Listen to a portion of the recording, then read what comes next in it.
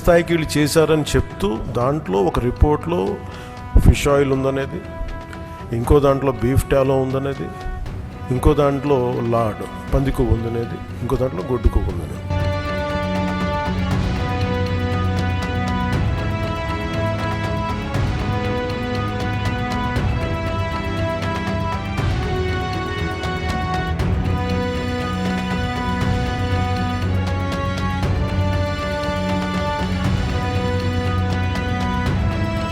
తిరుపతి వెంకటేశ్వర స్వామి గుడిలో మహాపాపం జరిగిందనంటే కొన్ని కోట్లాది మంది హిందువుల మనోభావాలు దెబ్బతీశారు. అసలు గడచినటువంటి 70, 80, 100 సంవత్సరాల నుంచి ఉన్నటువంటి నిబంధనలను వైవి సుబ్బారెడ్డి అంటే జగన్మోహన్ రెడ్డి గారికి చిన్నానైనటువంటి వైవి సుబ్బారెడ్డి మీరు ఎందుకోసం ఎవరి కోసం నిబంధనలు మార్చారో ముందు చెప్పండి. మీరు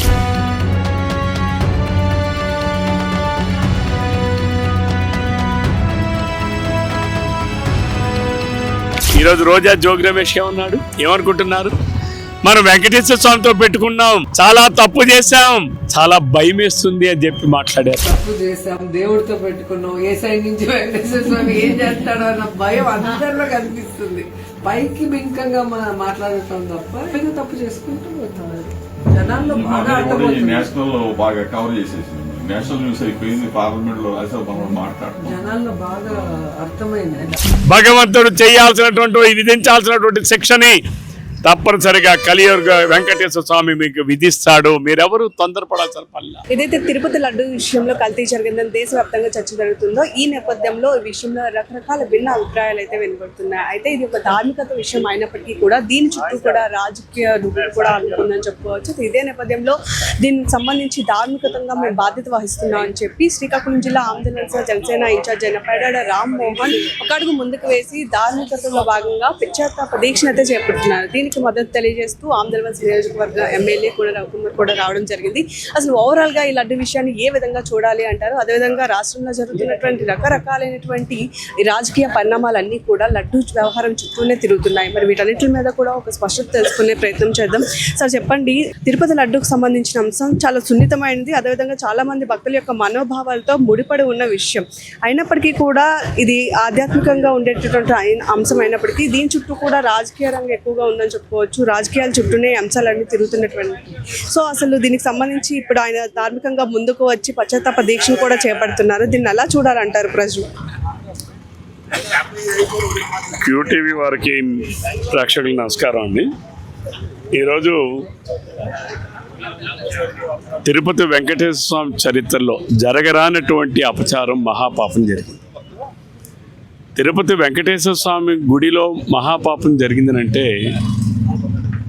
కొన్ని కోట్లాది మంది హిందువుల మనోభావాలు దెబ్బతీశారు.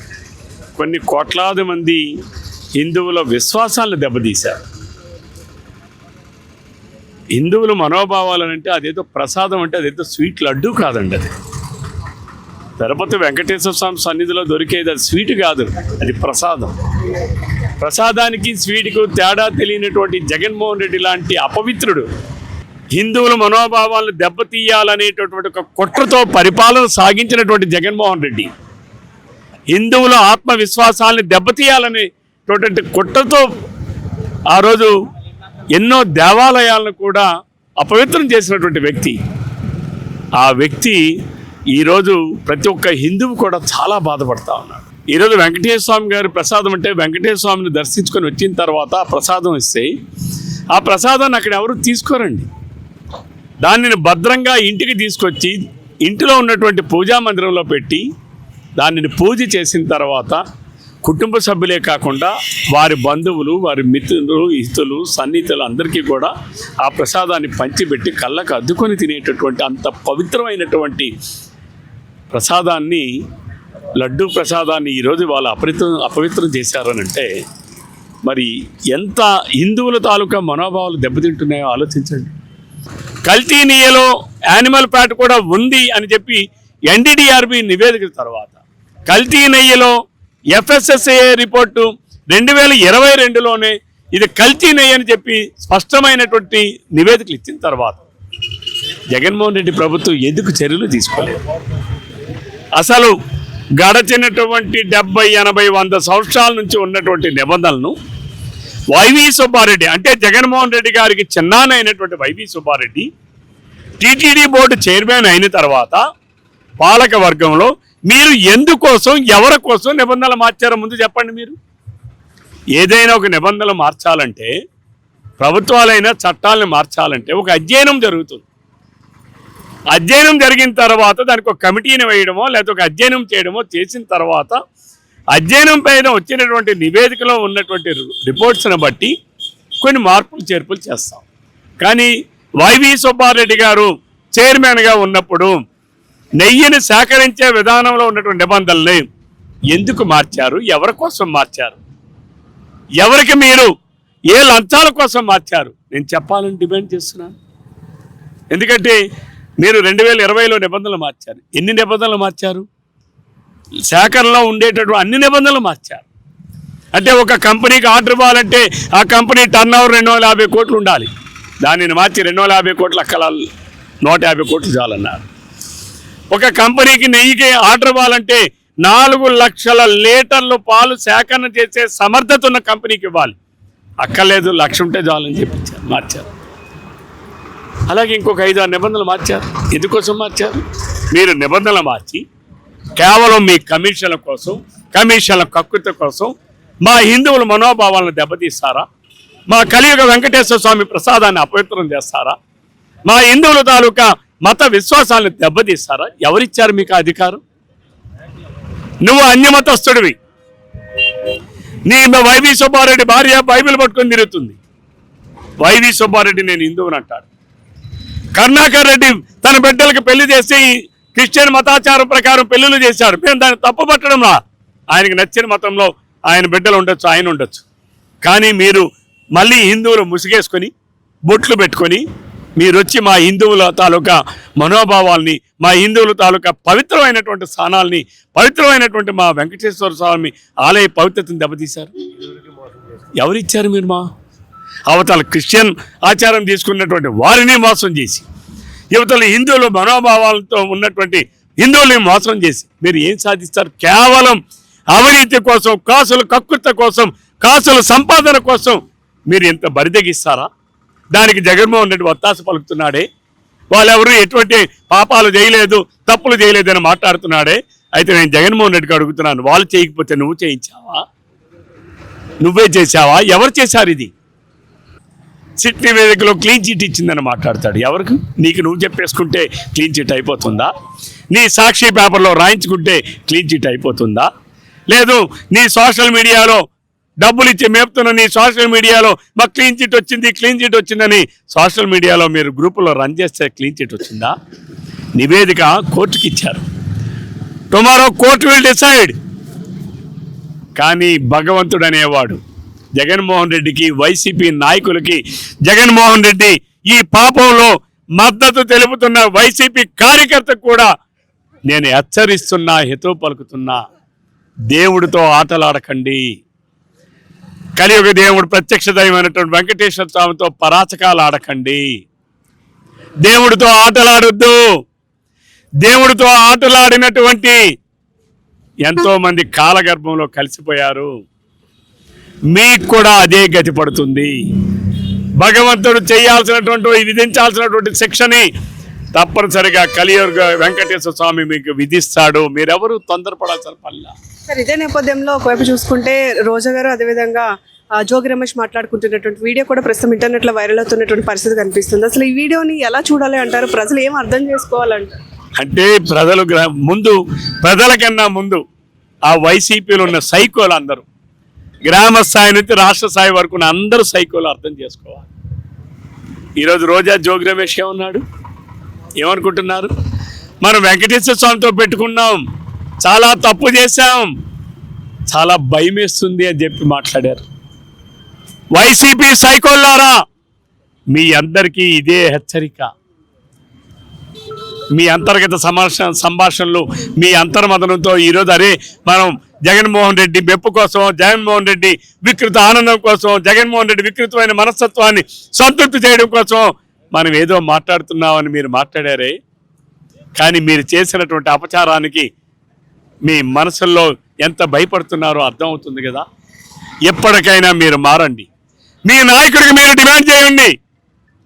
జగన్మోహన్ రెడ్డికి తిరుపతి వెళ్ళి వెంకటేశ్వర స్వామి పాదాల దగ్గర ఆ చంతన అలిపిరి మెట్ల దగ్గర 2 చెంపలేసుకొని వైవి సుబ్బారెడ్డి, కొండాకర్ రెడ్డి మేము అవినీతి చేశాం, కమిషన్లకు కక్కుతో పడ్డాం, కల్తీ నెయ్యని మేము కల్తీ నెయ్యి ద్వారానే ప్రసాదాలు తయారు చేయించాం, మా తప్పును క్షమించండి, మా తప్పును మన్నించండి అని చెప్పి ఆ వెంకటేశ్వర స్వామి పాదాల సాక్షిగా వాళ్ళు 2 లెంపలేసుకొని హిందూ సమాజానికి క్షమాపణలు కోరండి. హిందూ మనోభావాలను దెబ్బతీసిన మేము మమ్మల్ని క్షమించండి అని మీరు కోరండి. హిందువుల ఆత్మవిశ్వాసాన్ని దెబ్బతీసినటువంటి మీకు హిందూ సమాజాన్ని మీరు క్షమాపణలు కోరాల్సిన నైతిక బాధ్యత మీకు ఉందని చెప్పి తెలియజేస్తా ఉన్నా, డిమాండ్ చేస్తున్నా. సార్, ఒకవైపు జోగి రమేష్ అరెస్ట్, ఇంకొక వైపు చూస్తే అంబటి రాంబాబు అరెస్ట్. యాక్చువల్లీ ఆయన మాట్లాడిన దానికి ఆయనకి నోటీసులు ఇచ్చి అరెస్ట్ చేశారు. కానీ ఇదే నేపథ్యంలో ఆయన ఇంటిపై దాడి జరిగింది.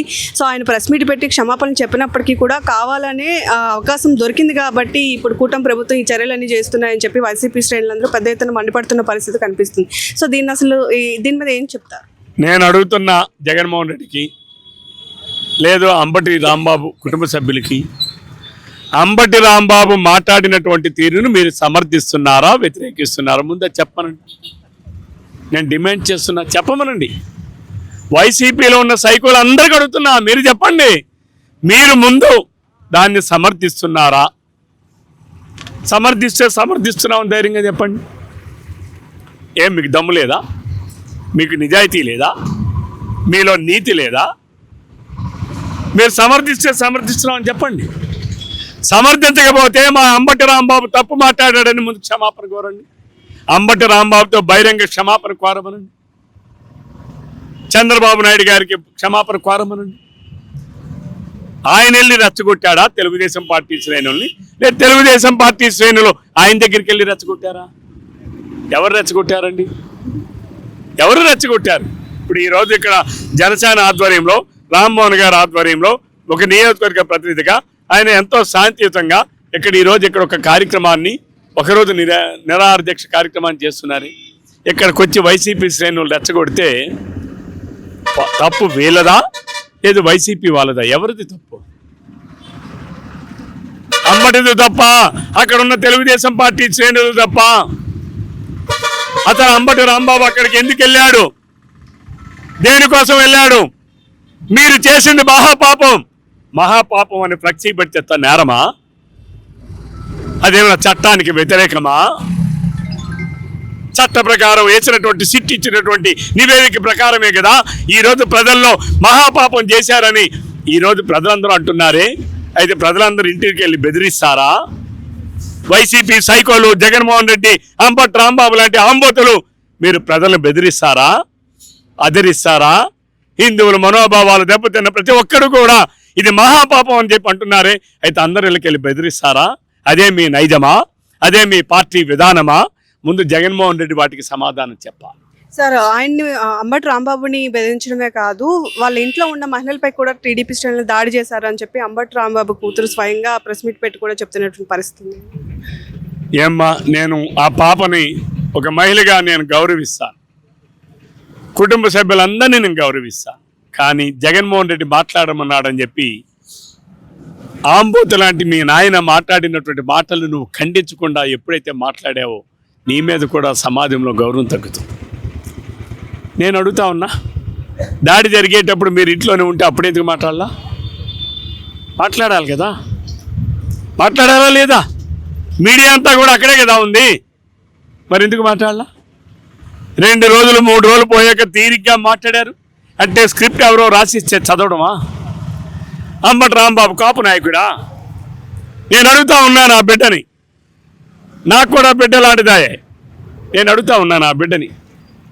మరి ఆయనే కాపు నాయకుడైతే పవన్ కళ్యాణ్ గారి భార్యల పైన, పవన్ కళ్యాణ్ గారి బిడ్డల పైన మరి అనుచితమైనటువంటి వ్యాఖ్యలు చేశారే. నీ నాయన చేశాడు, పేరు నాని చేశాడు, కొడాలి నాని చేశాడు, నేను మంచి చేశాడు, రోజా చేసింది, ఇంకా అనేక మంది మాట్లాడారే. ఆ రోజు ఏమైంది ఆ కాపు కులం? ఆ రోజు ఎందుకు మీ నాయన మాట్లాడలేదు? ఎందుకు ఖండించలేదమ్మా నువ్వు? అలానే కాపులకు 5% రిజర్వేషన్ కల్పించి కాపు యువతరానికి అండగా నిలవాలని, వాళ్ళకి ఉద్యోగ ఉపాధి అవకాశాలు కల్పించాలని ఆనాడు తెలుగుదేశం ప్రభుత్వం చంద్రబాబు నాయుడు గారు 5% కాపుల కోసం రిజర్వేషన్ కల్పిస్తే, మీ నాన్న ఉన్నటువంటి రాజకీయ పార్టీలో మీ నాన్న ఒక మంత్రిగా పనిచేశాడే, మరి కాపుల రిజర్వేషన్ ఎందుకు రద్దు చేశామని చెప్పి ఎందుకు జగన్మోహన్ రెడ్డిని ప్రశ్నించలేదమ్మా? ఆ రోజు ఏమైందమ్మా కులం? నేను అడుగుతా ఉన్నాను. కాపు కులం ఏమైనా నీకు మీ నాయనకి అగ్రిమెంట్ రాసి ఇచ్చిందా? చంద్రబాబు నాయుడు గారిని, ఆయన కుటుంబ సభ్యుల్ని, ఆయన చనిపోయిన ఆయన తండ్రిని బండ బూతులు పెట్టి మాట్లాడమని ఏ కులమైనా దాన్ని సమర్థిస్తుందా? ఏ కులంలో ఉన్నటువంటి వాళ్ళైనా సమర్థిస్తారా? ఇటువంటి వాళ్ళు ఆ కులంలో ఉంటే ఆ కులాన్ని భ్రష్టు పట్టించేటటువంటి వ్యక్తులుగా వీళ్ళు ఉంటారు తప్ప కులాధారకులు కారు అని చెప్పి ఆ చిట్టి తల్లి, ఆ చిన్నారి, ఆమె, ఆ అంబటి రాంబాబు గారు కూతురు, వారి కుటుంబ సభ్యులు తెలుసుకోవాలి. ముందు మీ నాయనకి చెప్పండి నోరు అదుపులో పెట్టుకుని మాట్లాడమని. బరిదెగిస్తే అందరూ బరిదెగిస్తారు. మీ నాయన ఎక్కడికి వెళ్ళాడా? తెలుగుదేశం పార్టీ శ్రేణులు రెచ్చగొట్టింది మీ నాయన కాదా? లేదు వాళ్ళు మీ ఇంటి దగ్గరికి వచ్చారా? మీ నాయన రెచ్చగొట్టాడు. మీ నాయన అక్కడ అందరినీ అంతు చూస్తా అన్నాడు. మీ నాయన అక్కడ అందరినీ బండ బూతులు తిట్టాడు, అమ్మలో ఆలోచించేసి తిట్టాడు. కొంతమంది ఎవరో చేసినటువంటి ఉద్రేకపరులు, వాళ్ళు ఉద్రేకంలో మీ నాయన వాళ్ళని ఉద్రేకపరిస్తే ఆ ఉద్రేకంలో కొంతమంది చేసినటువంటి సంఘటనని నేను సంఘటనను సమర్థించడం లేదు, నేను మళ్ళీ ఖండిస్తున్నా. మా నాయకుడు చంద్రబాబు నాయుడు ఇటువంటివి చేయడానికి వీల్లేదు. చట్టపరంగా మేము చర్యలు తీసుకుంటున్నాం. వాళ్ళ మీద కేసులు పెట్టాం. మా పార్టీ వాళ్ళే, మా పార్టీ నాయకులు, కార్యకర్తల అభిమానులే. అంబటి రాంబాబు రెచ్చగొడితే రెచ్చిపోయిన వాళ్ళే. అయినా సరే మేము వాళ్ళ మీద కేసులు పెట్టాం, కేసులు నమోదు చేశాం, విచారణ చేస్తున్నాం, వాళ్ళకు కూడా జైలుకి పంపిస్తున్నాం. మా నాయకుడికి మీ నాయకుడికి పోలికేంటమ్మా? చట్టాన్ని ఎవరు చేతులకు తీసుకున్నా చట్టం ప్రకారం తప్పనిసరిగా మేము పనిచేస్తాం. మా కూటమి ప్రభుత్వం చట్టం ప్రకారం మేము ముందుకెళ్తాం. మా శ్రేణులు తప్పు చేసిన, ఉద్రేకంలోనే తప్పు చేసిన, అనుకోని విధంగా తప్పు చేసిన మా శ్రేణుల మీద కూడా మేము చర్యలు తీసుకుంటున్నాం. ఇది మా నాయకుడికి ఉన్న నిజాయితీ, మా కూటమి ప్రభుత్వానికి ఉన్నటువంటి కట్టుబాటు, చట్టాన్ని గౌరవించాలనేటటువంటి కట్టుబాటు. మా ఉపనాయకుడు మా పవన్ కళ్యాణ్ గారు కానీ, మోడీ గారు కానీ, చంద్రబాబు నాయుడు గారు కానీ చట్టం ప్రకారం పరిపాలన చేయాలనుకుంటున్నాం తప్ప చట్టాన్ని చేతిలోకి తీసుకొని తన ఇష్టానుసారంగా చట్టాన్ని చుట్టంగా చేసుకొని పరిపాలన చేసే ప్రభుత్వం మాది కాదు అని చెప్పి ఈ సందర్భంగా తెలియజేస్తాం. ఫైనల్ గా చెప్పండి, ఏదైతే లడ్డు కల్తీ విషయంలో ఒక అడుగు ముందుకేస్తూ జనసేన తరపు నుంచి ఆయన ఇన్ఛార్జ్గా ఉంటూ పశ్చాత్తాప దీక్ష చేస్తున్నారు. అయితే ఫ్యూచర్లో ఈ లడ్డు విషయంలో ఒక స్పష్టత రాకపోతే కూటమి ప్రభుత్వం నుంచి ఎలాంటి చర్యలు జరగబోతుంది? తప్పనిసరిగా. అందుకనే మా ప్రభుత్వం సిట్ నివేదిక ఇచ్చింది. ఆ నివేదికను అధ్యయనం చేయడానికి యాక్సెప్ట్ కమిషన్ వేస్తున్నాం. వాళ్ళన్ని నివేదికనంతా క్రోడీకరించి దానికి సంబంధించినటువంటి వ్యక్తులు ఎవరు ఎక్కడ తప్పు చేశారు ఆ నివేదిక అంతా ఇస్తుంది. తప్పనిసరిగా చట్టపరంగా చర్యలు తీసుకుంటాం, ఇందులో సందేహమే లేదు. ప్రభుత్వపరంగా మేము చర్యలు తీసుకుంటాం. ఎవరో పాపం అవగాహన లేనటువంటి వాళ్ళు మాట్లాడుతున్నారు. మళ్ళీ నివేదిక ఇచ్చింది కదా, దాని మీద కమిషన్ ఏంటి? ఎప్పుడు కూడా విజిలెన్స్ అనేది ఒక రిపోర్ట్ ఇస్తుంది. దానిని అధ్యయనం చేసి దానిని మళ్ళీ ఎవరిపైన ఏ చర్యలు తీసుకోవాలో సిఫార్సులు చేయడానికి మరొక నివేదికను రూపొందిస్తారు. దానికోసమే యాక్సెప్ట్ కమిషన్ వేశాం. తప్పనిసరిగా ఆ నివేదిక రాగానే ఎవరు ఎంతవరకు బాధ్యులో అంతవరకు వారిపైన చట్టపరంగా చర్యలు తీసుకోవడం జరుగుతుంది. సో చూస్తున్నారు కదా, ఏదైతే ప్రస్తుతం కోర్టు ఇచ్చినటువంటి సిట్ మీద మళ్ళీ నివేదిక ఇచ్చారో ఆ నివేదికలో వచ్చినటువంటి తుది అంశాల మేరకు చట్టం తన పని తను చేసుకొని పోతుంది అంటున్నారు. ఖచ్చితంగా ఏదైతే టీడీపీకి సంబంధించినటువంటి తిరుమల వెంకటేశ్వర స్వామి ఆలయంలో ప్రశాంతంగా ఉండేటటువంటి లడ్డు వ్యవహారంలో కల్తీ జరిగింది కాబట్టి అక్కడ ఉండేటువంటి వైసీపీ శ్రేణులందరికీ కూడా శిక్ష పడే విధంగా చేస్తాము, అందులో ఎవరెవరైతే ఇన్వాల్వ్ అయి ఉన్నారో అని చెప్పినటువంటి పరిస్థితి మనకు కనిపిస్తుంది. మరి కల్తీ మొత్తం మీద మీరేమంటారు? రాష్ట్రంలో ఉండేటువంటి రాజకీయాలన్నీ కూడా ఈ కల్తీ లడ్డు చుట్టూనే తిరుగుతుందని కూడా మనకు తెలుస్తుంది. మరి ఒక ప్రజానికంగా మీ అభిప్రాయాన్ని ఖచ్చితంగా కామెంట్ రూపంలో పోస్ట్ చేసేయండి. Keep watching our channel.